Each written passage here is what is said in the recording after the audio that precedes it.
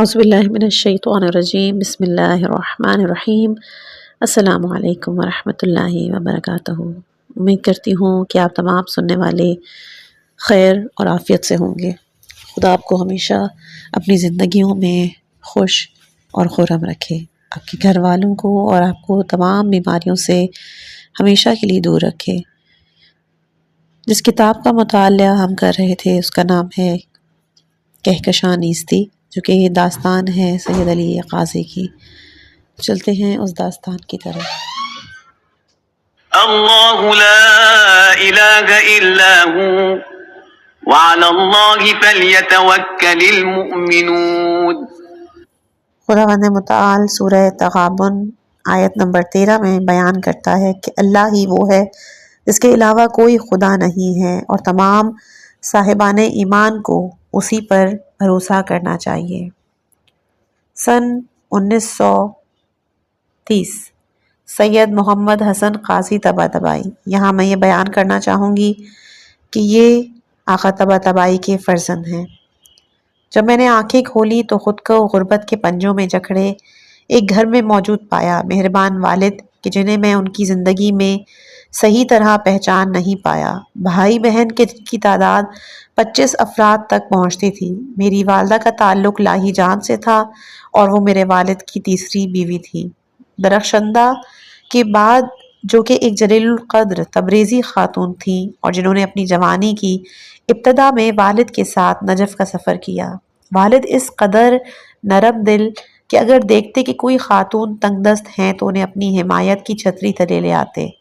اس زمانے میں آج کے برعکس لوگ اس مسئلے کو زیادہ مشکل نہیں بناتے۔ ایک مرد کے ساتھ چند بیویاں ایک دوسرے کے ساتھ مل جل کر زمانے کی سختیاں جھیل لیتی تھیں۔ جن خواتین نے ان کی خدمت کی تھی ان کا دل ان کے لیے جلتا تھا اور وہ انہیں اپنے ساتھ نجف لے آئے۔ لیکن پرانا دور ایسا تھا کہ غربت اور ناداری اور مشکلات میں ایک ساتھ رہنا کوئی عجیب بات نہیں تھی۔ ایسی عورت کے ساتھ بغیر کسی جشن یا خاص اہتمام کے شادی کرنا جو نابینا، خدمت گزار یا غریب اور نادر ہو کوئی حیرت انگیز بات نہیں تھی۔ میرے گھر والے سب اس حوالے سے راضی تھے۔ رخشندہ کے بعد میری والد کی بیگمات ایک سے بڑھ کر ایک متواضع اور محبت کرنے والی، آپس میں اتنی مہربان کہ ایک دوسرے کے لیے بے چین رہا کرتی تھیں اور آپس میں میل جول بہت زیادہ۔ گویا یہ 20 سے زیادہ افراد پر مشتمل بھاری بھرکم گھرانہ سب لوگ مل جل کے چلا رہے تھے۔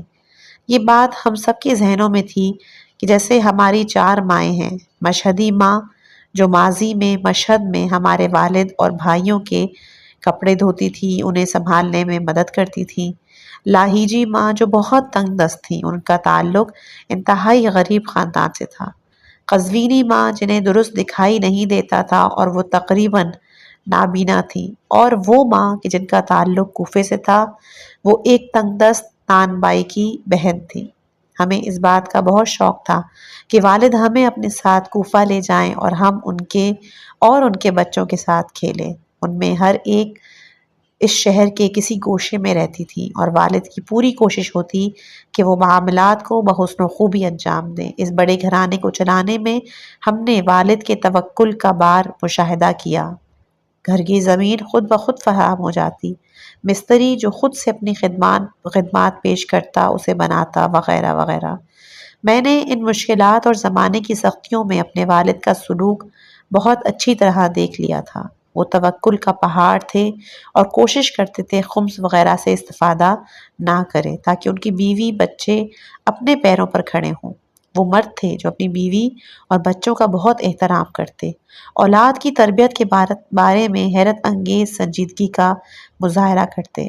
اگرچہ کہ وہ غریب اور نادار تھے، اپنے شوہر و والد ہونے کی ذمہ داری اچھے طریقے سے انجام دیتے۔ وہ پرانا زمانہ تھا جب بچے اپنے ماں باپ کا احترام کرتے تھے۔ ضروری تھا کہ وہ کام میں مشغول ہو جائیں، گھر والوں پر بوجھ نہ بنے۔ اگرچہ والد جہاں تک ان کے بس میں ہوتا اہل خانہ کا خیال رکھتے اور ان کے لیے پریشان رہا کرتے تھے۔ وہ کسی کو کسی کام کے لیے مجبور نہیں کرتے، لیکن ایک باشعور مدیر کی مانند اسے اس کی فیصلوں کے نتائج سے آگاہ کرتے۔ انہوں نے کبھی بھی مجھ سے نہیں کہا کہ دینی طالب علم بنوں، کہتے تھے کہ طالب علمی یہی ہے جو تم دیکھتے ہو، پڑھنا، محنت کرنا، لوگوں کی فکر میں رہنا، معلوم نہیں کہ اس کا نتیجہ پرکشش دنیا کی صورت میں ظاہر ہو۔ میں بھی کچھ عرصہ کام کرنے کے بعد طالب علم بن گیا، کیونکہ میں ان کے حضور میں ان شاگردوں کو دیکھتا تھا کہ جن کی طرف سے ایک نور میرے دل میں چمکتا تھا۔ میری خواہش تھی کہ ان کی طرح والد سے میں فیض پاؤں۔ اس درمیان ہمارے وہ بھائی بہن کہ جو رخشندہ کی یادگار تھے، رقیہ، فاطمہ، زینب، سید مہدی اور سید تقی، جو کہ دونوں اچھے بھائی تھے، لیکن ان میں سید مہدی ریاضیات اور اجنبی علوم سیکھنے میں مصروف ہو گئے۔ والد کبھی اسے تذکر دیتے کہ اگر کوئی حق کی توحید کو پالے تو اس کی آہستین میں یہ علوم بھی آ جائیں گے، لیکن سید مہدی اپنا کام جاری رکھتے اور کبھی والد کی غربت پر اعتراض بھی کرتے، لیکن والد جو صبر و حوصلہ اور اپنے ہونٹوں پر موجود مسکراہٹ کے ساتھ اسے صبر اور تحمل کی دعوت دیتے۔ ان کی غربت میں ایک راز تھا جس سے ان کے اطراف موجود لوگ بے خبر تھے، اور ایسے زمانے آئے کہ آہستہ آہستہ وہ راز ہم پر آشکار ہوئے۔ میں نے اپنا بچپن جدیدہ محلے کی ایک چھوٹی سے گھر میں گزارا، مہربان، ہمدرد، عارف و غریب والد کے ساتھ کہ جن کا دل ان کی اولاد کے لیے دھڑکتا تھا۔ میں بھول نہیں سکتا کہ اس زمانے میں ہم نجف اشرف میں جدیدہ محلے کے ایک چھوٹی قدیم سے گھر میں جلتی دوپہر کے وقت ننگے پیر دوڑتے تھے اور وہاں کی تنگ گلیوں کی دھول مٹی میں کھیلا کرتے۔ میری والدہ جو کہ مسلسل گھر کی صفائی ستھرائی، کھانے پکانے میں مصروف رہتی، کہتی تھی، سید محمد حسین جب بھی باہر سے آؤ اپنے پیر جھٹک کر گھر میں آیا کرو، لیکن میں چھوٹا تھا، ان باتوں کی طرف میری توجہ نہیں تھی۔ میں بھاگتا اور اندر آ کر گھر کو گلی کی گرد و خاک سے بھر دیا کرتا تھا۔ والدین کی ہمیشہ یہ گفتگو رہا کرتی تھی۔ والدہ کہتی تھی، گلی میں نہ جاؤ کیونکہ جب واپس آتے ہو تو بستر گندے کر دیتے ہو، اور والد بہت ہی محبت سے کہتے، انہیں کھیلنے دیں۔ ایک مرتبہ جب والدہ نے گھر کے پرانے کمبل دھوئے اور میں مکتب سے واپس آیا، فوراً اپنے جوتے اتارے اور بھاگتا ہوا گھر سے باہر نکل گیا۔ والدہ جو میری وجہ سے عاجز آئی ہوئی تھی، انہوں نے کہا، محمد حسن، اگر باہر جاؤ تو تمہارے پاؤں پر بچھو ڈنک مار دے۔ اور میں باہر گیا، دھول مٹی میں بھاگتا رہا، لیکن اپنی ہی چیخ سے ہوش میں آیا تو دیکھا کہ ایک بچھو نے میرے پیر پر ڈنک مارا ہے۔ میں روتا آہ و نالہ کرتا گھر میں آیا، دیکھا کہ والد گھبرائے کمرے سے باہر آئے، مجھے دیکھا، پھر والدہ کو دیکھا، کہا، تم نے چونکہ بچے کو بددعا دی، میں بھی ایک کام کرتا ہوں۔ انہوں نے اپنی مہندی لگا ہاتھ بچھو کے ڈنک والی جگہ پر رکھا اور میرے پاؤں کی 2 انگلیوں پہ دباؤ ڈالا۔ میرا درد اچانک ختم ہو گیا۔ میرے والد عجیب انسان تھے۔ ایک طرف رات بھر ان کے ذکر و ورد کی آواز، لا الہ الا اللہ کا ترنم میری روح کو ان کا شیدائی بناتا تھا، اور دوسری جانب جب ہم گھر میں داخل ہوتے تو وہ ہمارے سامنے کھڑے ہو کے ہمارا احترام کرتے، اپنی اولاد سے اس رویے کے حوالے سے ابہام کا جواب یوں دیتے کہ اگر میں ان کا احترام کروں تو دوسرے بھی ان کا احترام کریں گے، ان کے وجود میں ادب اور بزرگی شکل پائے گی۔ اپنے بیٹوں کو ہمیشہ آغا کہہ کے مخاطب کرتے، آغا سید مہدی، آغا سید تقی، آغا سید محمد۔ وہ کہتے تھے کہ یہ رسول خدا کے فرزند ہے، اگرچہ فاصلہ تو زیادہ ہے، لیکن ان کا عزت و احترام ضروری ہے، چاہے وہ میری اولاد ہی کیوں نہ ہو۔ رسول اللہ صلی اللہ علیہ وآلہ وسلم اور آپ کی ذریت کا ان کی جانب سے احترام 1-2 ہی باتوں تک محدود نہیں تھا، بلکہ جب وہ بھی اپنا امامہ سر پر رکھنا چاہتے، اسے دونوں ہاتھوں سے تھامتے، اسے چومتے، پھر سر پہ رکھتے تھے۔ سوتے وقت بھی اسے دونوں ہاتھوں سے تھام کر چومتے اور پھر کہتے کہ امامے کی حرمت واجب ہے، امامہ رسول اللہ صلی اللہ علیہ وآلہ وسلم اور فرشتوں کا تاج ہے۔ دوسری جانب ان کی ذاتی احوال اور معنوی حالات بھی عجیب تھے۔ کافی پہلے والد نے حکم دیا تھا کہ ہم کوفے جا کر گھر کی دیواروں کو صاف کریں۔ بات یہ تھی کہ وہ رات بھر بے خود ہو کر اپنے دل سے جوش مارنے والے اشعار کو گھر کی دیواروں پر کوئلے سے لکھتے رہے۔ والد کی ان عجیب حالتوں میں ان کی فنا و بقا آپس میں گھل مل جاتی، ان کے پنہاں پہلو ان کی خلقی چہرے پر غالب ہو جاتے۔ دوسری طرف میرے بھائی سید محمد علی جو کہ میرے والد کی قزوینی بیوی کے فرزند تھے، وہ کہتے تھے کہ ہمارے گھر میں اندر کی جانب ایک کمرہ تھا جس میں ہماری والدہ اور سب بھائی بہن سویا کرتے۔ اس کے سامنے ہی ایک دوسرا کمرہ تھا جہاں والد صاحب زیادہ تر سوتے یا ذکر میں مصروف رہتے۔ کبھی کبھی مجھے وہاں سے ان کے گریہ و نالے کی آواز سنائی دیتی۔ ایسی ہی ایک رات میں نے فیصلہ کیا کہ اس آہ و نالے کا سبب معلوم کروں۔ پھر میں انتظار کرنے لگا کہ والدہ اور بڑے بھائی سوئیں۔ اپنی جگہ سے اٹھا، آہستہ آہستہ اپنے کمرے سے نکل کر دوسرے کمرے کے دروازے تک پہنچا۔ دروازے کی جھری سے میں نے والد کو دیکھا جو دونوں ہاتھوں سے اپنا چہرہ چھپائے بہت ہی دل خراش درد دل کے ساتھ کہہ رہے تھے، اللہم ارنی الطلعۃ الرشیدہ۔ مجھے معلوم نہیں تھا کہ وہ کن کے چہرے کو دیکھنا چاہتے ہیں۔ یہ حالت ان پر ایسے طاری تھی کہ جب وہ یہ جملے ادا کرتے تو سست اور ہیجان ہو جاتے۔ محسوس ہوتا جیسے اب زمین پر گر پڑیں گے۔ مجھ پر ایک شدید خوف طاری ہو گیا اور اپنے بستر کی طرف واپس چلا گیا۔ جو کچھ میں نے دیکھا تھا وہ میں اپنی والدہ کو سنانا چاہتا تھا، لیکن معلوم ہوا کہ وہ جاگ گئی ہیں اور مجھے تلاش کر رہی ہیں، چونکہ انہوں نے والد کی احوال دیکھے ہوئے تھے اور ان سے باخبر تھیں۔ جیسے ہی میں نے کچھ کہنا چاہا، انہوں نے والد کو کبوتر بہت پسند تھے جو یاہو جیسی آواز نکالتے تھے۔ وہ دیر تک ان کی احوال پر نظر رکھتے، اس بارے میں غور و فکر کرتے، زیادہ تر زیر لب قرآن کی تلاوت کرتے، بلکہ قاضی تھے اور قرآن کریم سید الشہداء سے توسل راتوں کو جیسے بھی ہو سکتے مستحبات صورتیں جن کی ابتدا تسبیح اور تقدیس سے ہوتی ہے، جیسے سورہ اسراء، حدید، حشر، سورہ صف، سورہ جمعہ، سورہ تغابن اور سورہ اعلیٰ کو سونے سے پہلے زیر لب پڑھتے۔ اگر کوئی ان سے بات کرتا تو اسے جواب دیتے اور پھر دوبارہ پڑھنے مصروف ہو جاتے۔ قرآن کریم پڑھنے اور سننے سے انہیں جو شغف تھا اسے الفاظ میں ہم بیان نہیں کر سکتے۔ جب وہ قرآن کی قرأت کرتے تو گویا ایک ایک لفظ کے قلب پر نازل ہو رہا ہوتا۔ اس کے الفاظ و آواز کو قرآن بیان کرنے والے سے براہ راست سن رہے ہوتے تھے۔ ان کی زندگی، عشق اور اثاثہ سب قرآن، نماز، ولایت، لیکن یہ احوال اس کا باعث نہیں بنتے تھے کہ اپنے گھر کی معنوی حالات سے غافل رہیں۔ میری والدہ نے ان سے کہا، تم کیسے عالم ہو کہ میں اتنے سالوں سے تمہارے گھر میں ہوں لیکن تم نے ابھی تک مجھے قرآن پڑھنا نہیں سکھایا؟ اگرچہ میری والدہ پڑھی لکھی نہیں تھی، والد نے ان سے کہا، تم قرآن کھولو اور قرآن کی جو سطر بھی پڑھنا چاہو اس کے لیے ایک درود بھیجو اور پڑھو۔ والدہ اسی طریقے سے سالہ سال قرآن پڑھتی اگرچہ انہیں پڑھنا نہیں آتا۔ میں نے جب پڑھنا لکھنا سیکھا تو اپنی والدہ سے کہا کرتا تھا کہ میں جو آیت پڑھ رہا ہوں قرآن میں کہاں ہے؟ وہ پڑھی لکھی نہ ہونے کے باوجود اس کی سطر اور صفحہ تلاش کر کے مجھے دکھا دیتی تھی۔ میرا ایک بھائی تھا سید باقر جو کہ قاضی گھرانے کا انتہائی ذہین فرد، مجھ سے 2-3 سال چھوٹا تھا۔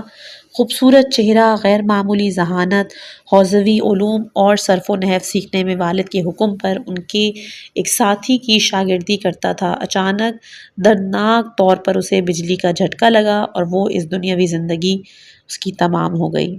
میری والد بہت آہ و نالہ کرتے، مسلسل اس کی فراق میں رویا کرتی تھی میری والدہ، اور اس کے لیے نوحہ پڑھتی تھیں، اس حد تک کہ سارے گھر والے بے آرام ہو جاتے۔ کئی مرتبہ ان کی زبان سے یہ بات نکلی، بھائی وہ یہاں ہمارے پاس بیٹھا ہوا ہے، تم رو کیوں رہی ہو؟ یہ اکثر بات میرے والد صاحب کہا کرتے تھے۔ ایک مرتبہ جب والدہ یہ جملہ سن کر بےتاب ہوئیں، انہوں نے شکایت میں کہا، پھر بھی اسے کیوں نہیں دیکھتی میں؟ تو والد نے زیر لب کہا کہ میں اس سے کہوں گا کہ آ جائے۔ چند دن بعد ہم نے دیکھا کہ والدہ نہ پریشانی کا اظہار کر رہی ہیں، نہ ہی پہلے والی بے چینی ان میں کوئی اثر دکھا رہی ہے۔ کوئی بھی ان سے پوچھ نہیں رہا تھا کہ کیوں پرسکون ہو۔ صرف میں نے ان سے پوچھا کرتا تھا، جب بھی پوچھتا وہ ڈانٹ ڈپٹ کے مجھے خود سے دور کر دیتی۔ اطراف کے لوگ بھی کہا کرتے، اس دکھی عورت کو چھوڑ دو، اب وہ پرسکون ہو گئی ہے، کیا تم دوبارہ اس کی مصیبت یاد دلانا چاہتے ہو؟ لیکن مجھے واقعی تجسس تھا اور میں باز نہیں آیا۔ آخرکار اس بھرے گھر میں جہاں ہم 10 کے قریب بھائی بہن رہتے تھے، میں نے اپنی والدہ کو ایک گوشے میں تنہا پایا اور کہا، ماں، کیا آپ نے سید باقر کو بھلا دیا؟ انہوں نے کہا نہیں، میں بھولی نہیں، میں نے اسے دیکھا اور اس نے مجھ سے کہا میں خاموش رہوں۔ اس نے کہا آپ کی گریہ ازاری مجھے اور والد کو نقصان پہنچاتی ہے۔ اس کے بعد انہوں نے جو واقعہ دیکھا تھا اسے تفصیل سے بیان کرنا شروع کیا۔ میں جو ڈر گیا تھا اپنا دایاں ہاتھ اپنے چہرے پر، بایاں ان کے ہونٹوں پہ رکھا اور کہا مجھے مزید کچھ نہ بتائیں۔ اسی وقت والد آ گئے اور سنجیدگی سے کہا اس بچے کو خود سے دور کرو، یہ ہر بات میں گھسنے والا ہے، جن کاموں سے اس کا تعلق نہیں ہے ان میں دخل دیتا ہے۔ میں کیا کر سکتا تھا؟ ان والد کے ساتھ جو اس حد تک پراسرار وقفوں سے اس میں نے امور دیکھے جن پر کسی کو بھی یقین نہیں آتا، لیکن وہ مجھ سے حقیقی معنوں میں محبت کرتے تھے۔ کئی سال بعد ان کے شاگرد نے مجھے بتایا کہ جب میں پیدا ہوا تو انہوں نے سید الشہداء کے حرم میں دیکھا کہ وہ سجدے میں حسن حسن کہہ رہے ہیں۔ جب اس کی وجہ پوچھی تو انہوں نے جواب دیا کہ خدا نے مجھے ایک فرزند عطا کیا جس کا نام میں نے حسن رکھا ہے۔ ہم جو چاہیں اس میں وہ ہماری اطاعت کرے گا، اگر ہم چاہیں کہ وہ سو جائے تو سو جائے گا، اگر ہم چاہیں کہ بیٹھ جائے تو بیٹھ جائے گا، اگر اسے دائیں بائیں گھمائیں اطاعت کرے گا۔ میں سجدے میں خدا سے طلب کر رہا تھا کہ میں حسن کی مانند ہو جاؤں۔ اس کے باوجود والد پراسرار تھے، زیرک، اتنی آسانی سے اپنی ماہیت آشکار نہیں کرتے تھے، گھر میں اپنے امور کو اس قدر پوشیدہ رکھتے کہ جن عوالم کی وہ سیر کرتے تھے ہماری مائیں بھی ان سے بے خبر تھیں، اور وہ سمجھتی تھیں کہ وہ ایک عالم میں ہیں جو اپنے شاگردوں کے ساتھ مصروف ہیں، یا وادی السلام، سہلا یا کوفہ میں غور و فکر میں ڈوبے ہیں۔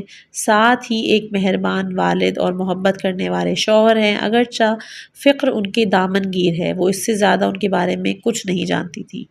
جب محبت ہو تو پیسہ نہ ہونے کے باوجود خاندان کی چہار دیواری محفوظ رہتی ہے۔ قاضی کے گھر میں صورتحال کی بنیاد اس پر تھی کہ اگر مال و منال نہ ہو تو سب کے لیے نہیں تھا، اور اگر کوئی چیز مل جاتی تو سب اس سے فائدہ اٹھاتے۔ ہر چیز ان میں بہت شدت سے موجود تھی اور ان کے ساتھ بیٹھنے کی مٹھاس کو پہلے سے زیادہ بڑھا دیا کرتی تھی۔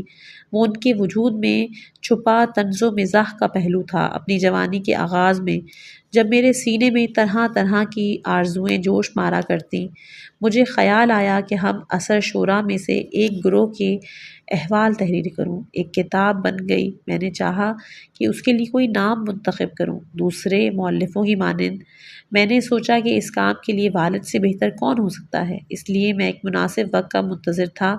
چند دن بعد مجھے موقع ملا، میں نے کتاب پیش کی، انہوں نے چند صفحات پلٹے، کچھ حصوں پہ نظر ڈالی، شعر اور نثر کا جائزہ لیا، پھر مسکراہٹ اور زیرکی سے کہا ہاں، اس کتاب کو اس جملے سے شروع کرو: تقویٰ ہاشمی نسب کے ساتھ گفتگو جو کہ تبا تبائی کے باقی ماندہ مریضوں میں سے ہے۔ میں نے فوراً کاغذ اور قلم لیا کیونکہ میرے خیال میں وہ کتاب کو بہترین تمہید اور عنوان سے شروع کرنے والے تھے۔ میں انہی خیال و اوہام میں تھا کہ انہوں نے اچانک کہا: ابن ابی القاسم ذی النجاد و شیخ الاسلام بآذرباد، رفوگر ابو القاسم کے بیٹے اور آذرباد کے شیخ الاسلام۔ یہ کتاب بہت سی چھوٹی فصلوں کی حامل ہے جو میں نے چوہے والے سال یعنی ترکان کے 12 سالہ دور کے پہلے سال میں تالیف کی۔ اس کتاب میں بہت سی حیرت انگیز فتوے، تمام طلباء کے لیے سر مشق و احکام، بزرگ اہل فضل اس کتاب کے متون سے غافل، میں نے انہیں خلا میں فکر کے دوران خود سے گھڑ لیا ہے۔ وہ کتاب جو فضلاء کو فنون کے وہ نوادر ہدیہ کرتی ہے جو اب تک کسی جن کے تصور میں بھی نہ آئے ہوں۔ اس کے بعد وہ ہنس ہنس کر لوٹ پوٹ ہو گئے۔ مجھے اس وقت معلوم نہیں تھا کہ شیخ الاسلام سے کون مراد ہے، لیکن جب جواب ملنے سے مایوس ہو گیا تو پوچھا کہ آپ نے جواب دینے اور نکتہ پردازی میں خود سے زیادہ کسی کو باصلاحیت اور شوق طبع پایا ہے؟ تو انہوں نے ہنستے ہوئے کہا ہاں، جن میں زیادہ استعداد اور آمدگی تھی وہ خود سے فی البدیہہ نکتے اور لطائف بیان کرتے تھے اور درست ہدف پر نشانہ لگاتے تھے۔ وہی ہمارے جلیل القدر اور بزرگ استاد شیخ اصفہانی تھے۔ جب میں نے دیکھا کہ ان کی شوخی کا مقابلہ نہیں کر سکتا تو اپنے کام سے مایوس ہو کر کوشش کی کہ اس مصلحت کی جانب متوجہ ہو جاؤں جو انہوں نے میرے کام کی سطح کے ارتقاء کے حوالے سے سوچی تھی اور جس بارے میں وہ مذاق کر رہے تھے۔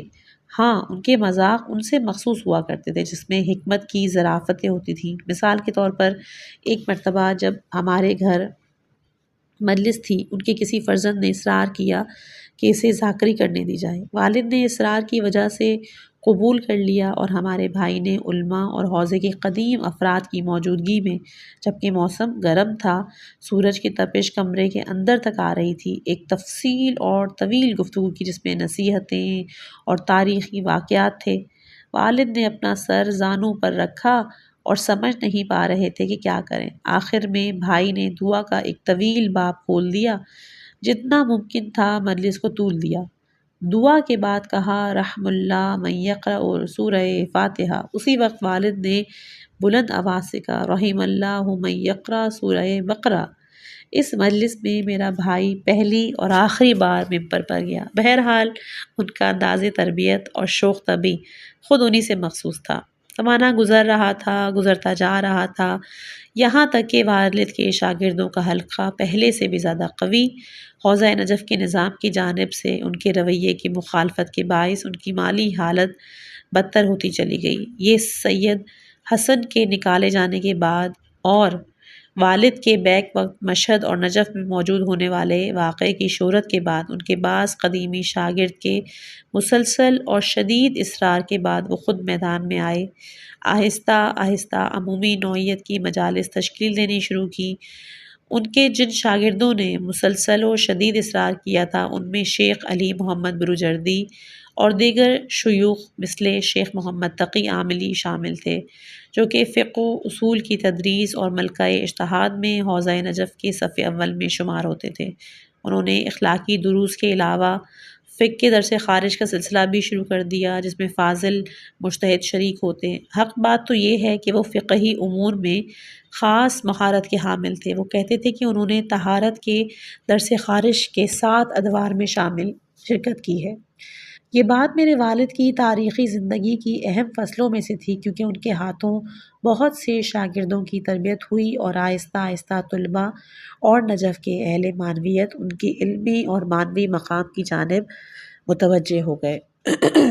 دوسرے زاویے اور ان سالکوں کی تربیت میں جو کہ ان کے ذریعے سے عوالم امری و توحیدی میں رشد اور ترقی پا رہے تھے، اس مکتب کے مقابلے پر کینے، جہالتیں، عجائب سینوں اور بطون میں شکل پا رہے تھے، جن کی بنا پر جلد ہی ان تمام شاگردوں کے لیے شدید مشکلات پیدا ہوئیں۔ میں چونکہ ایک تازہ کھلا ہوا پھول تھا، ان کے بزرگ شاگردوں کے درمیان، جن میں ہر ایک کے آگے چل کر حق ولایت کے طریق پر ماورا انسان بنے، میں ان کے درمیان رشد پا رہا تھا۔ ہر فصل میں طاقت فرسا چھا جانے والے دکھوں پر اپنے والد کے صبر و تحمل کا شاہد وہ عجائب جو ایک فقیر لیکن عظیم عارف کے ولایت امیر المومنین علی علیہ السلام سے باطنی اتصال کی لو أنزلنا هذا القرآن على جبل لرأيته خاشعا متصدعا من خشية الله۔ قرآن میں خداوند متعال سورہ حشر آیت نمبر 21 میں بیان کرتا ہے کہ ہم اگر اس قرآن کو کسی پہاڑ پر نازل کر دیتے تو تم دیکھتے کہ پہاڑ خوف خدا سے لرزاں اور ٹکڑے ٹکڑے ہوا جا رہا ہے۔ سن 1930 علی محمد بروجردی۔ رزق و روزی کی گردش اور گھمراؤ پھراؤ وہ حقیقت ہے کہ جسے مادی و معنوی میدانوں میں استاد خلقت وقت گزرنے کے ساتھ انسان کو سکھاتا ہے۔ وہ خود تمام انسانوں کا مربی ہے۔ ایک دورانیہ میں وہ انسان کو علم کے غرور میں غوطہ ور کرتا ہے اور دوسرے اوقات میں دل کو انہی علوم سے بیزار اور انہیں محو کرنے میں مبتلا کر دیتا ہے۔ ایک زمانہ فقر میں گزارنا ضروری ہوتا ہے، کئی مرتبہ اثاثوں کا مالک ہو کر انتہائی سرکش نفس کو لگام دیتے ہوئے۔ جب سید حسن قطعی سے دوری کی آگ سے میرا وجود پگھلتا جا رہا تھا اور فقر کی تلوار میری زندگی کو کاٹے ڈال رہی تھی، ان وقتوں کے بعد خدائے عالی اعلیٰ نے ایک دورانیہ میرے لیے آسان کر دیا۔ میرا صبح و شام کا ذکر میرے استاد تھے۔ 7 سال ہو چکے تھے کہ اپنی رسمی درس اور بحث کو ترک کر کے صبح شام ان کے حضور میں بسر کر رہا تھا۔ اب مجھے محسوس ہوتا تھا کہ شہود کی غیبی نسیم میری روح پر چلنا شروع ہوئی ہے۔ اور میرے صحیفہ جان پر کسرات کے چلنے میں حرکت کا احساس اور سکون کا فقدان نقش ہو چکا تھا۔ اس طرح استاد نے میرے اور نجف کے بعد صف اول کے مجتہدین کے اصرار پر درس اخلاق اور خارج فقہ کی کرسی کا آغاز کر دیا، جو بات میری خوشی اور دلی مسرت کا باعث بنی۔ استاد کے دن میں 2 اخلاقی دروس ہوتے تھے، ایک صبح کے اوقات میں اذان ظہر سے 2 گھنٹہ قبل، یہ ایک عمومی نشست ہوتی تھی، اور دوسرا پر از راز و اسرار درس کہ جو غروب سے 1.5 گھنٹہ قبل منعقد ہوتا، جس میں ان کے خاص شاگرد شریک ہوتے۔ اس نشست کے خاص مباحث معرفت نفس، قرآن کی انفسی تفسیر اور سیر و سلوک اللہ کے قواعد کے حوالے سے تھے۔ یہ دروس کسی حد تک نجف اشرف میں میرے عزیز ترین بھائی مسقطی کی کمی پوری کرتے تھے۔ حق تعالیٰ کی تربیت کے عجائب میں سے یہ تھا کہ سخت و پررنج دورانیاں جب میں فقر سے نبرد آزما تھا، گزار لینے کے بعد کہیں سے ایک قابل ذکر رقم میرے ہاتھوں میں پہنچی۔ میرے مالی حالات بالکل تبدیل ہو گئے، میں نے اس تنگ دستی سے نجات پا لی، میرے گھر کے حالات ٹھیک تھے، میری فکر استاد کی آہنگری کے کوزے میں عوالم توحید کی جانب ارتقا پانے میں مصروف تھی۔ سب کچھ اپنی جگہ پر تھا، یہاں تک کہ ایک دن جب میں اپنے گھر بیٹھا ہوا خود کو مالی صورتحال اور گھر کے پرسکون ماحول کے باعث کسی مشکل و پریشانی سے عاری پاتا تھا، اپنے دل میں غیر معمولی سیاہی اور کدورت محسوس کی۔ یہ سیاہی مجھے اس بات کی جانب متوجہ کر رہی تھی جب غربت نے میرے کندھوں کو جھکا رکھا تھا۔ ہم سختی میں راتیں بسر کرتے، جیسے مشکلات کے سمندر میں ڈوب رہے ہوتے۔ اس وقت میری معنوی حالات زیادہ مناسب تھے۔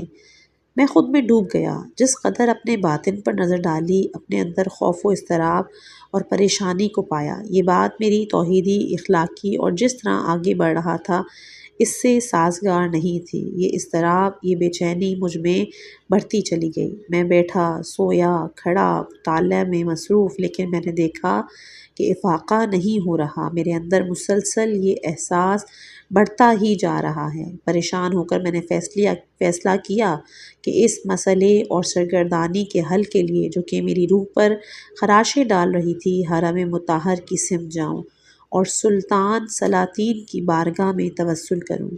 میں بے اختیار حرم کی جانب روانہ ہوا۔ جو حالت میرے دل کو بٹھائی دے رہی تھی، اس کے باعث خود کو تیزی سے باب سلطانی سے زری کے نزدیک پہنچا دیا۔ سر مطہر کی طرف پہنچ کر امیر المومنین علیہم السلام سے نجوہ کیا، اپنی حالت کی شکایت کی کہ جو ہر لمحہ بڑھتی جا رہی تھی۔ چند لمحوں کے بعد میں نے دیکھا کہ نہ صرف پرسکون بلکہ میرا دل مجھے بازار بزرگ کی جانب مائل کر رہا ہے۔ میں نے جتنی بھی کوشش کی کہ اس خیال سے نکلوں، میرے اندر سے کوئی ہاتھ مجھے بازار بزرگ کی جانب دھکیل رہا تھا۔ میں نے سوچا کہ میں حرم میں کیوں ہوں؟ میرا دل اس طرح بے اختیار مجھے حرم سے باہر لے جا رہا ہے۔ میں نے سلام کیا، اس حالت کو فال نیک لیا اور باب مسلم بن عقیل یا اسی درب ساعات سے باہر آیا اور حرم میں داخلے کے سامنے واقع سوق کبیر کی جانب چل پڑا۔ حیران و سرگردان دکانوں کو پیچھے چھوڑتا آگے بڑھ رہا تھا اور نہیں جانتا تھا کہ میرے قدم بے اختیار مجھے کہاں لے جا رہے ہیں۔ میں چلتا گیا یہاں تک کہ نجف کے مشہور مردم آزار قاسم فاسق کو دیکھا کہ جو اپنے ہنڈے شاگردوں کے ساتھ تسبیح گھمانے اور دکانداروں کو تکلیف پہنچانے میں مصروف ہے۔ مجھے معلوم نہیں تھا کہ یہ اندرونی قوت کیا ہے جس نے مجھ سے اختیار سلب کر لیا اور مجھے وہاں کھینچ لیے جا رہی ہے، یہاں تک کہ بازار کے آخر تک پہنچا اور دیکھا کہ میرے استاد سید علی قاضی مسکراتے ہوئے حرم کی جانب جا رہے ہیں، ان چوزوں کی مانند جنہوں نے پیاس اور گم ہو جانے کے بعد اپنی ماں کو بیابان میں پایا ہو۔ ان افکار کے ہجوم سے بچ کر ان کے بالوں پر تلے آ جانے کی خاطر میں بجلی کی سی تیزی سے ان تک پہنچا، خم ہوا، ان کا ہاتھ چوم کے بولا، آغا خیریت ہے انشاءاللہ؟ تب استاد ہنسے، کہا، بالکل خیریت۔ علویہ نے مجھ سے انگور کا تقاضا کیا تھا اور میں نے بھی خدا سے انگور طلب کیا ہے۔ اگرچہ مجھے معلوم نہیں تھا کہ ایسا کیوں ہو رہا ہے، میں نے بے اختیار اپنے ہاتھ اپنی قبا کی جیب میں ڈالا اور جتنی بھی رقم تھی اسے نکال کر استاد کو دیا۔ کہا آغا یہ رقم آپ کی خدمت میں۔ استاد نے میرے ہاتھ کو دیکھا، محبت بھرے انداز میں بہت کم رقم لی اور کہا انگور خریدنے کے لیے اتنی رقم کافی ہے۔ ان تمام سالوں میں جب سے ان سے میری جان پہچان تھی میں جانتا تھا کہ انہوں نے کبھی باسمتی چاول نہیں کھایا، اور جب بھی ان کے پاس پیسہ ہوتا وہ سستا ٹوٹا چاول خریدتے، اور میں یہی سوچ رہا تھا کہ انہوں نے اپنا ہاتھ میرے کندھے پر رکھا اور کہا جاؤ خدا کے ہاتھ میں۔ گویا میرے وجود میں ایک انقلاب برپا ہو گیا، وہ تمام اضطراب، ظلمتیں میرے وجود سے چھوٹ گئی تھیں، گویا حرم سے مجھے ان کے حوالے کیا گیا تھا تاکہ اس خراب صورتحال سے باہر نکل سکوں۔ میں نے ان کی جانب دیکھا، کہا سر آنکھوں پر آغا، اگر کوئی بھی حکم ہو تو فرمائیے۔ لیکن اسی وقت قریب سے نعرے اور شور شرابے کی آواز سے میرے کان کے پردے پھٹنے لگے۔ میں نے گھوم کر دیکھا کہ قاسم فاسق نے ایک ٹھیلے والے کا گریبان پکڑا ہے اور اسے زمین پر گھسیٹتے ہوئے شور مچا رہا ہے۔ اسی وقت میں نے دیکھا کہ استاد اپنی تیز نگاہوں سے کڑکنے والی بجلی کی مانند اسے دیکھ رہے ہیں۔ قاسم اور اس کے ساتھی غنڈے شور مچاتے ہوئے ٹھیلے والے کو گھسیٹ کر بازار کی نچلی سمت آ رہے تھے۔ آغا نے میرا ہاتھ پکڑا اور کہا آؤ چلیں، اور قاسم کی سمت بڑھے۔ میں ڈرا ہوا استاد کے پیچھے۔ قاسم فاسق کہ جس نے سیاہ شداشتہ پہن رکھا تھا جس میں اس کی موٹی توند نکل رہی تھی، چیختا چلاتا استاد کے سامنے کھڑا ہو گیا۔ استاد نے سر اٹھایا، اس کی آنکھوں میں آنکھیں ڈالی۔ جیسے ہی ان کی آنکھیں ملی غنڈے پیچھے ہٹے۔ قاسم نے ٹھیلے والے کا گریبان چھوڑ کر لرزتی آواز میں کہا آغا سید غلطی ہو گئی۔ آقا مکمل خاموشی کے ساتھ اس پر گہری نظر ڈالتے ہوئے طویل لمحات کے بعد کہا قاسم یہ کام چھوڑ دو۔ قاسم جس کے بدن پر لرزہ طاری تھا اس نے کہا آغا میں نے خبط کیا، آپ معاف کریں، میں آپ کا غلام ہوں، آپ جو بھی کہیں۔ استاد نے اس پر ایک نظر ڈالی اور مجھے دیکھ کر مہربانی سے کہا آغا سید، آغا شیخ علی محمد، میں آپ کے لطف کا شکر گزار ہوں، چلتا ہوں علویہ کے لیے انگور خرید لوں۔ انہوں نے اپنی عبا سمیٹی، ہونٹوں پر مسکراہٹ کے ساتھ درمیان سے نکل گئے اور مجھے ان دکانداروں کو جو کہ شور شرابے کے باعث اپنی دکانوں سے باہر نکل کر قاسم فاسق اور آغا کے گرد جمع ہو گئے تھے، سب کو ایک قابل دید حیرت کے عالم میں اپنے الہی نفس کی قدرت سے مبہوت کر گئے۔ وہیں بے اختیار ایک شعر میری زبان پر آ گیا، قوت می بشکند ابریق را، یعنی لهم دار السلام عند ربهم وهو وليهم بما كانوا يعملون۔ خداوند متعال قرآن میں سورہ انعام آیت نمبر 127 میں بیان کرتا ہے کہ ان لوگوں کے لیے پروردگار کے نزدیک دارالسلام ہے اور وہ ان کے اعمال کی بنا پر ان کا سرپرست ہے۔ سن 1931 درویش، مجھے ان پر فخر تھا۔ وہ ہر صبح امیر المومنین علیہ السلام کے حرم کی سمت سے سرزمین سلام جایا کرتے تھے۔ یہ قبرستان ان کے لیے بہشت کی مانند تھا۔ وادی السلام میں وہ مومنین کی ارواح پر نظر ڈالتے جو حلقے بنائے آپس میں گفتگو کر رہے ہوتے، جبکہ واحد سنائی دینے والی صدا ان کے پرانے گھسے ہوئے جوتوں کے زمین سے ٹکرانے سے بلند ہو رہی تھی۔ اہل دنیا ان سے اور ان کی قادر و تیز بین نگاہوں سے بے خبر تھے، اور وہ صرف یہی دیکھ پاتے تھے کہ ہر صبح ایک بوڑھا شخص عصا ٹیکتے ہوئے اس قبرستان میں خود میں ڈوب جاتا ہے۔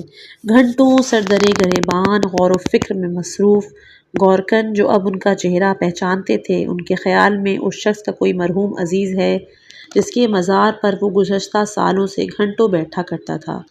ہر صبح ہود و صالح علیہ السلام کے برابر اور اس سے کچھ آگے بڑھ کر اپنے ماں باپ کی قبروں کے پاس بیٹھتے جن کے اجساد کو تبریز سے یہاں منتقل کیا گیا تھا، اور خود سے تجرد پا کر عالم اسماء و صفات کے سفر میں غرق ہو جاتے۔ میں نے کتنی ہی ارواحوں کو دیکھا جو انہیں حسرت سے دیکھتیں اور جانتی تھیں کہ وہ جس مرحلے کی سیر کر رہے ہیں ہر شخص اسے سمجھنے اور پانے کی توانائی نہیں رکھتا۔ لوگ ان کا بدن دیکھتے تھے جو گھنٹوں سورج کی روشنی تلے سجدے میں پڑا ہوا ہے، سمجھتے کہ وہ مر چکے ہیں، لیکن وہ کئی گھنٹے غیب کے آسمانوں کے اطراف کی سیر، ہستی کی حد بلندیوں کو چیرنے، خود کو نابودی تک پہنچا دینے اور کہکشان نیستی کا تماشا کر لینے کے بعد اس بدن میں واپس آتے اور دوبارہ خاک و زمینی زندگی میں الجھ جاتے۔ شروع میں جب انہوں نے وادی السلام کی ارواح کو دیکھنا شروع کیا تھا تو وہ مومنین کے حلقوں میں بیٹھتے اور عالم غیب کی خبریں دریافت کیا کرتے تھے، لیکن جب سے سید الشہداء نے قمر منیر بنی ہاشم کے الہی دست قدرت سے توحیدی عوالم کے شہود کا دروازہ ان پر کھولا، وہ ایمان کے مختلف درجوں پر فائز مومنین کے حلقوں کے لیے باعث حسرت تھا۔ وہ ایک عرصے تک مجھ سے، جو کہ نجف میں ان کا اولین مربی تھا، گفتگو کرتے اور ہم گھنٹوں برزخی عوامل کے وقت کے مطابق آپس میں باتیں کیا کرتے، لیکن اب وہ ہستی کے اس مقام تک پہنچ چکے تھے کہ جو چیز بھی کثرت کا رنگ اختیار کرتی ہے اسے ان کی توجیہات کا مقام محو کر دیتا تھا۔ واضح تھا کہ اپنی باقی ماندہ عمر کے ان سالوں میں وہ جمع الجمعی کے مقام کی چوٹیاں فتح کر لینا چاہتے ہیں، وہ مقام کہ جس میں کثرتوں کے درمیان عین حضوری کے باوجود معمولی غفلت کے بغیر خدا اور اس کے اسماء و صفات کے شہود کو نظام وجدان میں طلب کر سکیں۔ اس کا لازمی نتیجہ ولایت کے سمندر میں غرق اور غرق ہونا اور اس پر دائمی مراقبت رکھنا تھا۔ اسی لیے انہوں نے ماورائے دنیا کی کثرتوں، ارواح، ملائکہ، قوتوں، برزخوں اور باطنی عوامل کی چمک دمک سے اپنی نظریں ہٹائیں تاکہ وہ حقیقت ان کے اندر مکمل طور پر مستحکم ہو جائے۔ اس تجرد میں ان کا رشد جس قدر بڑھتا جاتا، کون و مکان پر ان کے احاطوں میں پہلے سے زیادہ اضافہ ہو رہا تھا۔ مجھے ان کے شاگردوں کے حال پہ رشک آتا۔ شاید وہ درست نہیں جانتے تھے کہ یہ بوڑھا فقیر معنوی فتوحات کے کیا افق اپنے پیچھے چھوڑ آیا ہے، اگرچہ جوان کے احکام پر درست انداز میں قدم بقدم عمل کرتے تھے، انہیں اپنے ساتھ پاتے تھے، ان کے وجود کی گرمی اور وجود پر ان کے ملکوتی تسلط سے بہرہ مند تھے۔ وہ جتنا زیادہ ولایت کی بے کرہ موجوں میں فانی ہوتے، ان کی دستگیری اور شاگردوں کی تربیت مزید قدرت مند اور مؤثر ہوتی، گویا وہ آہستہ آہستہ ایک آئینے میں تبدیل ہو رہے تھے کہ دوسرے ان کی پیشانی پر حقیقت ہستی کا چہرہ دیکھتے تھے۔ جس مقبرہ اور مزار میں میرا بدن دفنا دیا گیا تھا وہ سید علی کے ماں باپ کی قبور سے زیادہ دور نہیں تھا۔ میں نے موسم سرما کے اس سرد دن میں انہیں دیکھا کہ بے خودی کے اس سفر سے واپسی کے بعد اپنے والدین کے مزار کے پاس اپنے بدن میں واپس آئے اور فکر میں غرق ہو گئے۔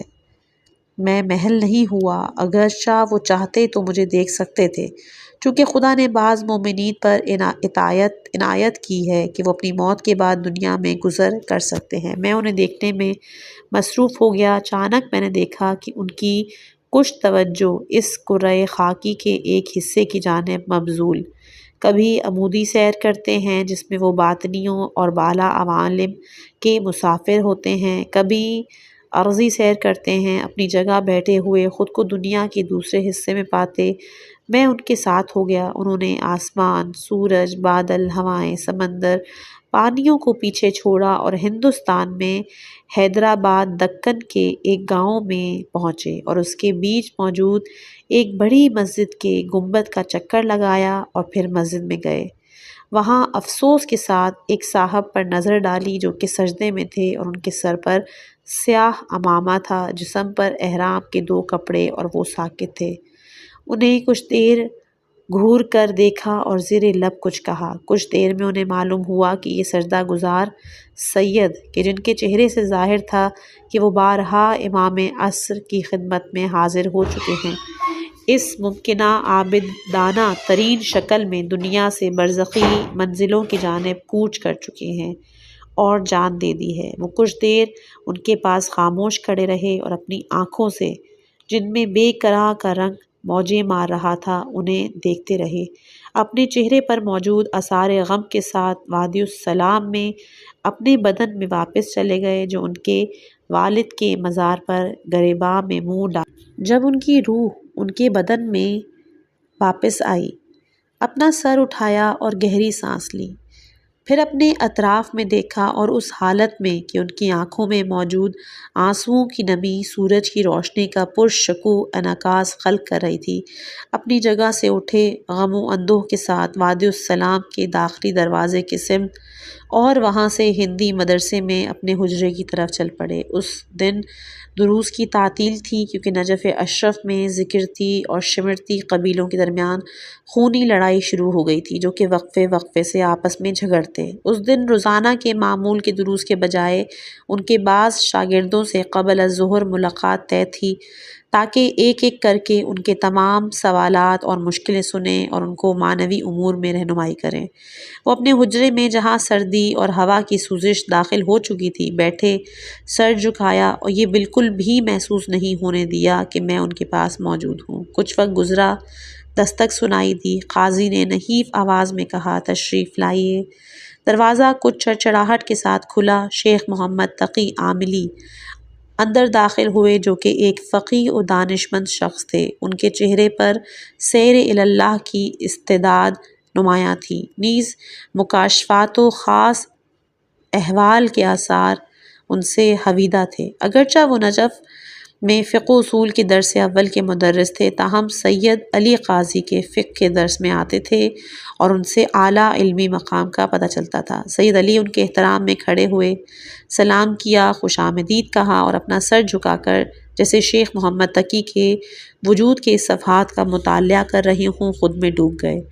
شیخ محمد تقی نے بھی لب سی لیے تھے، دو زانو بیٹھے۔ چند لمحات کے بعد قاضی نے کہا، الحمدللہ آپ احکام پر پابندی سے عمل کر رہے ہیں، لیکن اس راہ کا اصل و اصول مراقبہ ہے۔ ان مراتب میں مراقبہ جو میں نے آپ کی خدمت میں عرض کیا، جو مراقبہ مد نظر ہے، اگر وہ نہ کیا جائے تو نفس میں غور و فکر اور معرفت النفس میں توجہ سے آپ کو سوائے خیالی سیر کے اور کچھ نہیں ملے گا۔ شیخ محمد تقی اپنا سر ہلا رہے تھے۔ انہوں نے ایک خاص احترام سے کہا، جی آغا، بس آپ کا حکم ہے کہ پہلے کی مانند یونسی سجدہ مراقبے میں شدت اور پہلے سے بڑھ کر نفس اور اس کے احوال پر توجہ جاری رکھوں۔ انہوں نے کہا، ہاں انشاءاللہ، اور اگر ضروری استطاعت پیدا ہو جائے اذکار اور ذکر کے چلوں کے بارے میں الگ سے عرض کروں گا۔ شیخ محمد تقی نے ادب و اطمینان سے کہا، آغا، آپ نے روزانہ قرآن کی قرأت کے بارے میں جو حکم دیا تھا، کیا میں اس کے بارے میں سوال پوچھ سکتا ہوں؟ قاضی جو کہ سوچ میں ڈوبے ہوئے تھے بولے، فرمائیے۔ شیخ محمد تقی نے پہلو بدلا اور کہا، آغا، ہم نے سنا ہے، بزرگ اہل معرفت کی کتب میں پڑھا ہے کہ بعض لوگ جب قرآن کی تلاوت کرتے ہیں تو ان کے سامنے آفاق کو چیر دیا جاتا ہے، وہ غیب کے اسرار کشف کرتے ہیں، لیکن ہم جب قرآن پڑھتے ہیں تو اس کی تلاوت سے ہمیں ایسے کوئی آثار نصیب نہیں ہوتے۔ جب قاضی نے شیخ محمد کی بات سنی، کچھ دیر ان کے چہرے کو غور سے دیکھا، کہا، ہاں شیخ محمد تقی، ہاں، وہ قرآن کی تلاوت خاص انداز میں کرتے ہیں، قبلہ رو کھڑے ہوتے ہیں، ان کا سر ڈھکا ہوا نہیں ہوتا، کلام اللہ کو اپنے دونوں ہاتھوں میں تھامتے ہیں اور جو کچھ تلاوت کرتے ہیں اس پر اپنے تمام وجود سے متوجہ ہوتے ہیں اور سمجھتے ہیں کہ کس کے سامنے کھڑے ہیں۔ لیکن آپ جب قرآن کی تلاوت کرتے ہیں تو اپنی تھوڑی تک کرسی یعنی ایک خاص نیچی میز جس پر چادر وغیرہ ڈال کر اس کے نیچے پیر پھیلا کر بیٹھتے ہیں، قرآن کو زمین پر رکھ کر اس کے صفحات کو دیکھتے ہیں۔ شیخ محمد تقی کے گال کچھ سرخ ہوئے۔ انہوں نے کہا، درست ہے آقا، میں قرآن بہت پڑھتا ہوں، لیکن اسی طرح جو آپ نے فرمایا۔ قاضی نے ان سے واضح تھا کہ غم نے مسکرا کر اپنا سر جھکا لیا۔ کچھ دیر بعد شیخ محمد تقی نے کہا، آقا، میں نے آپ کو بہت زحمت دی، لیکن صرف یہ چاہتا ہوں کہ آپ سے ایک درخواست کروں اور نہیں جانتا کہ آپ اجازت دیں گے یا نہیں۔ استاد نے کہا، پوچھیے۔ ابھی آغا محمد حسین کے آنے میں کچھ وقت باقی ہے۔ شیخ محمد تقی نے اپنا ہاتھ سینے پہ رکھا، شکریہ ادا کیا اور کہا، میں چاہتا ہوں اگر ممکن ہو تو آپ میرے لیے استخارہ کیجیے۔ قاضی نے ان کے چہرے کو دیکھا، کہا، ایک طالب علم جو کئی سال سے نجف میں ہو وہ اپنے لیے استخارہ نہ کر سکے؟ تب شیخ محمد تقی نے جو کہ واضح تھا بہت شرمندہ ہو گئے، خود کو سنبھالا اور سنجیدگی سے کہا کہ آغا، جیسا کہ میں نے بارہا آپ سے درخواست کی کہ اگر ہو سکے تو بندے کو دستور العمل عنایت کریں تاکہ امام عصر کی خدمت میں شرف یاب ہوں اور ان سے استخارے کی اجازت حاصل کریں تاکہ مجھے وہ اذن حاصل ہو اور دینا آرزو پاؤں۔ قاضی جو کہ اپنی جگہ پر مضبوطی سے بیٹھے ہوئے تھے کہا وہی عام اذن جو انہوں نے اپنے ولیوں کے لیے صادر کیا ہے ہمارے لیے کافی ہے، خاص اجازت لینے کی ضرورت نہیں ہے۔ لیکن شیخ محمد نے اصرار و التماس شروع کیا اور اس قدر اپنے استاد سے طلب کیا کہ آخر کار قاضی نے اصحاب بدر کی تعداد کے برابر آیہ نور کی خاص انداز میں قراءت کرنے کا طریقہ انہیں سکھایا۔ آخر میں رخصت کے وقت ان کے احترام میں کھڑے ہوئے اور حجرے کی در پر ان سے کہا لیکن آغا شیخ محمد تقی اس راہ کی بنیاد مراقبہ اور معرفت النفس ہے۔ اگر مراقبہ نہ ہو تو تشرف کے لیے مناسب استعداد بھی حاصل نہیں ہو سکتی، مراقبے کو پالیں۔ شیخ محمد تقی جو کہ دستور دریافت کر کے خود میں نہیں سما رہے تھے کہا بصر و چشم جناب استاد، آپ نے جو عنایت اس حقیر پر فرمائی ہے میں اس پر آپ کا شکر گزار ہوں۔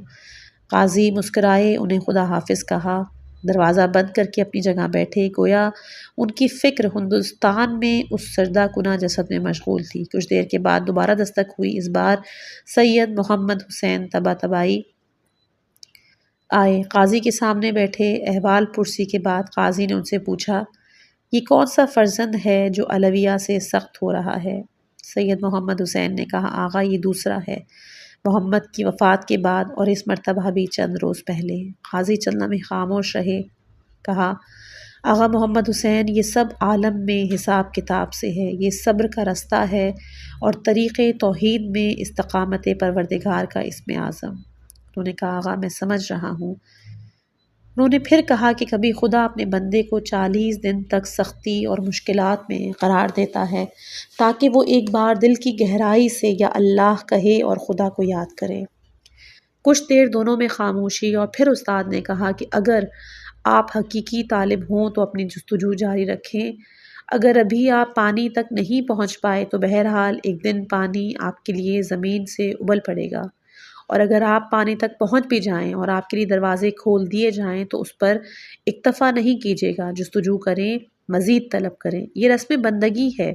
اگر کوئی مکاشفہ، قدرت یا کشش غیب سے آپ کو حاصل ہو تو اس پر توجہ نہ دیں، اسے خود سے دور رکھیں، کیونکہ اگر آپ اس کی جانب متوجہ ہو گئے تو وہ آپ کو اپنے حصار میں لے کر اپنا اسیر بنا لے گی۔ اس وقت پھر دستک ہوئی اور سید محمد حسین نے استاد سے اجازت چاہی کہ دروازہ کھولیں۔ استاد نے کہا ضرور آقا سید ہاشم ہوں گے۔ یہ طے تھا کہ وہ کربلا سے امیر المومنین کی زیارت کے لیے آئیں گے۔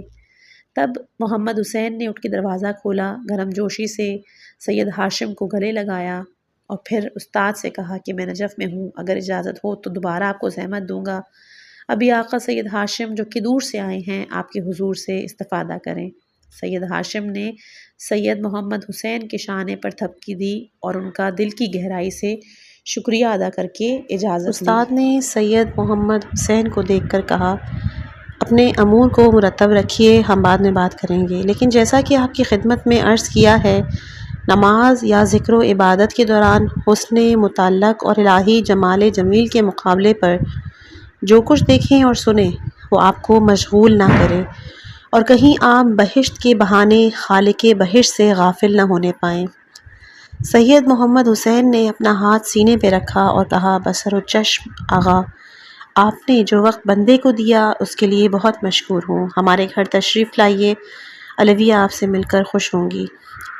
استاد نے کہا کہ آپ انہیں میرا سلام پہنچائیں، انشاءاللہ جیسا کہ زحمت دے چکا ہوں دوبارہ آؤں گا۔ میں نے کہا آغا آپ نور ہیں ہمارے گھر کے لیے، آپ کے قدم ہمارے سر آنکھوں پر، آپ اجازت دیجیے۔ سید محمد حسین نے سید ہاشم کو خدا حافظ کہہ کے دروازہ بند کیا اور ہندی مدرسے کی گیٹ کی طرف بڑھ گئے، لیکن انہوں نے دیکھا کہ شیخ محمد تقی عاملی ابھی تک وہاں موجود ہیں اور مدرسے سے گئے نہیں۔ سید ہاشم نے احترام کا اظہار کیا، استاد کا ہاتھ چوما اور بیٹھ گئے۔ انہوں نے استاد کے غمگین چہرے کو دیکھتے ہوئے کہا آغا میں آپ کے احوال میں محل ہوں، آپ کا وقت نہیں لینا چاہتا ہوں، لیکن میری بیوی کے مسئلے نے گویا چھری میری ہڈیوں تک میں اتار دی ہے۔ قاضی کے ہر شاگرد کی اپنی مشکلات تھیں اور وہ ہر ایک کے احوال کا خیال رکھتے تھے، اس حال میں کہ جگر خار عشق کا درد خود ان کی وجود کے ساتھ نبرد آزمائی کر رہا تھا۔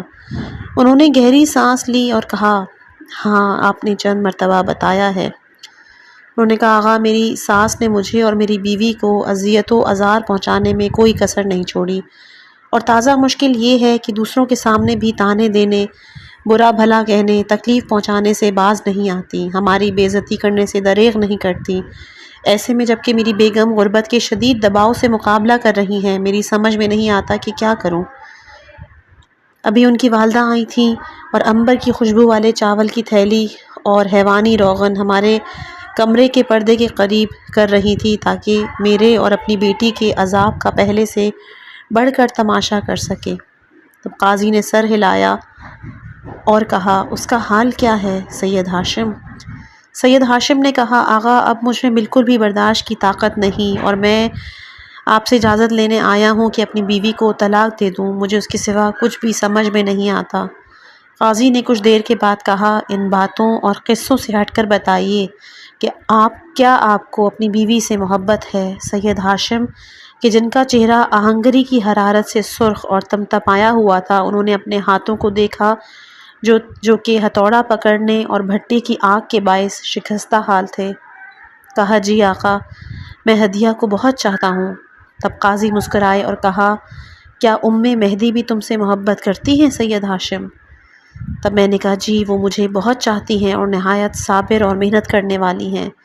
استاد نے اپنی داڑھی پر ہاتھ پھیرا اور سنجیدگی سے کہا، آپ کے لیے طلاق کی کوئی صورت نہیں، جائیں اور صبر اختیار کریں، آپ کی تربیت آپ کی ساس کے ہاتھوں ہے، جو آپ بتا رہے ہیں اس کے مطابق خدا نے مقرر فرمایا ہے آپ کو باادب بنانا، آپ پر دروازہ کھلنا اس ساس کے ہاتھوں نیز سختیوں اور ان سے رابطے کی مشکلات میں ہوگا۔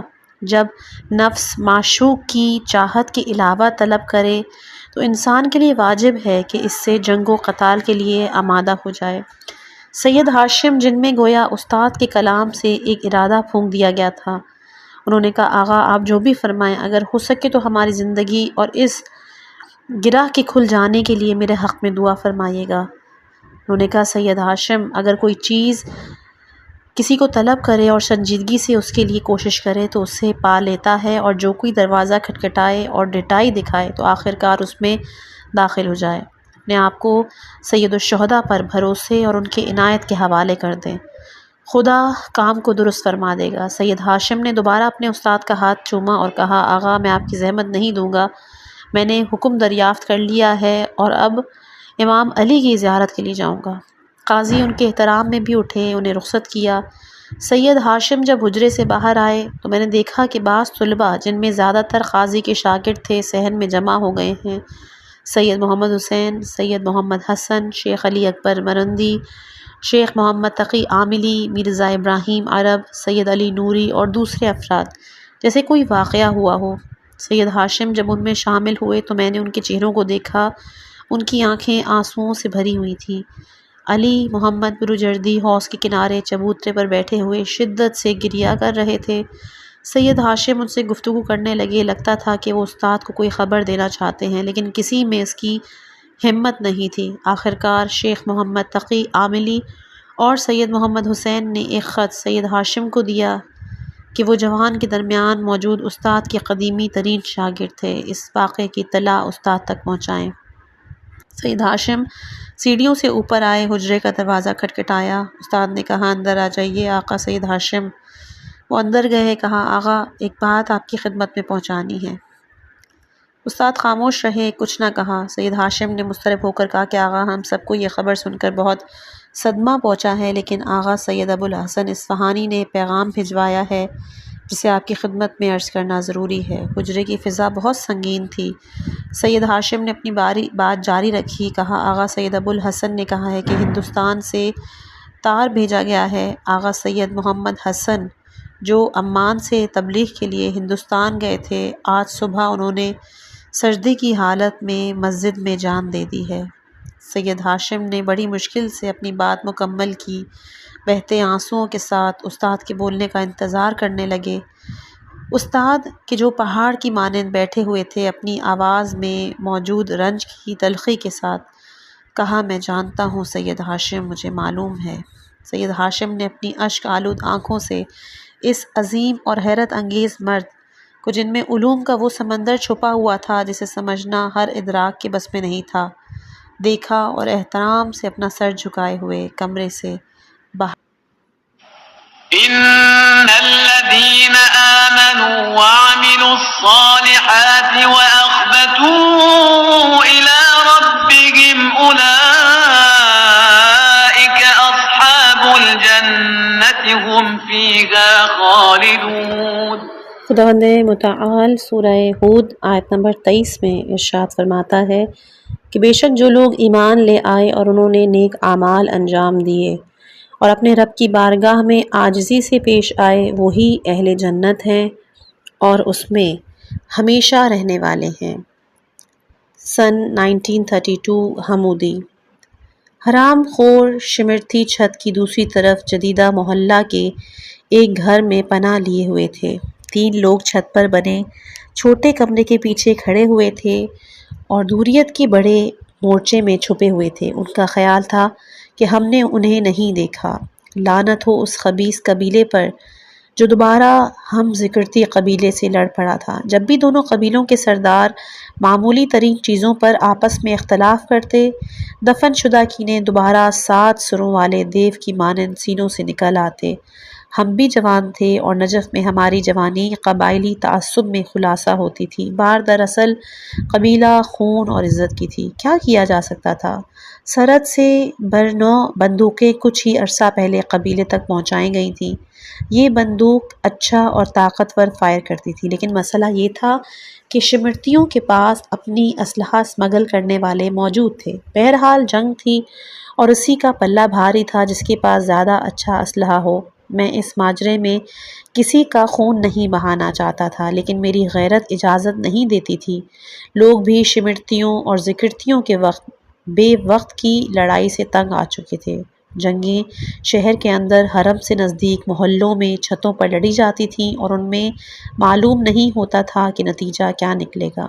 دونوں طرف کے اس قدر لوگ مارے جاتے کہ ایک قبیلہ کمزور پڑ کر عقب نشینی کرتا، پھر انتقام لینے کے لیے دوسرے موقع کا منتظر رہتا۔ میں یہی سوچ رہا تھا کہ آواز کے ساتھ ایک گولی میرے برابر دیوار میں لگی اور میں جیسے ہوش میں آ گیا۔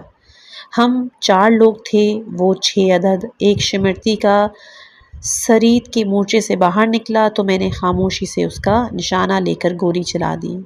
علاوی حسونی نے زور سے چلا کر کہا، مرحبا حمودی، تم نے اسے مار دیا، مار ڈالا۔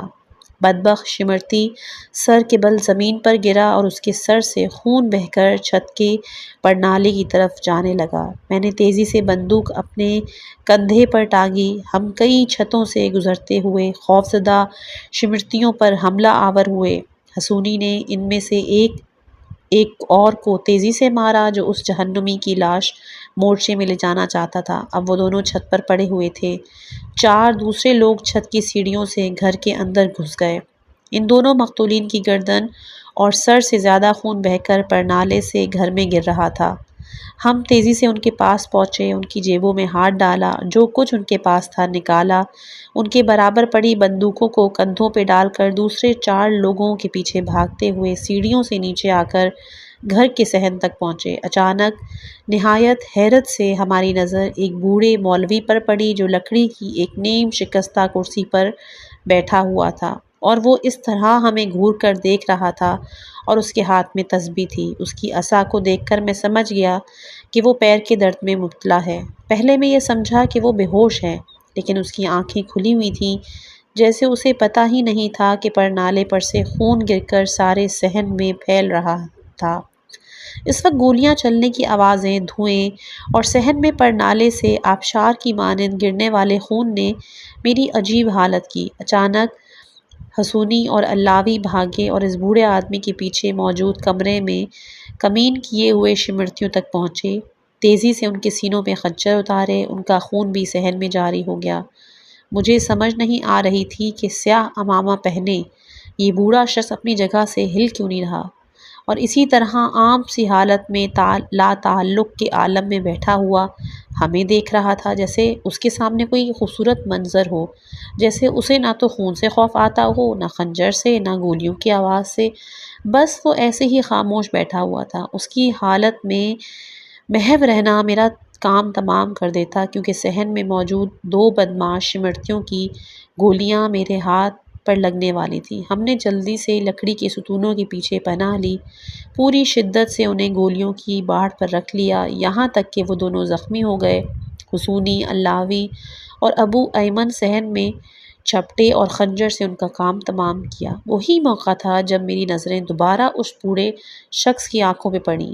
وہ اسی طرح پر نالے سے بہنے والے خون، مرنے والوں کے جسد دیکھ رہا تھا۔ بالکل محسوس نہیں ہوتا کہ اس کے سامنے 4 لوگ مارے جا چکے ہیں اور چند بندوق برادر گھر کو غارت کرنے میں مصروف ہیں۔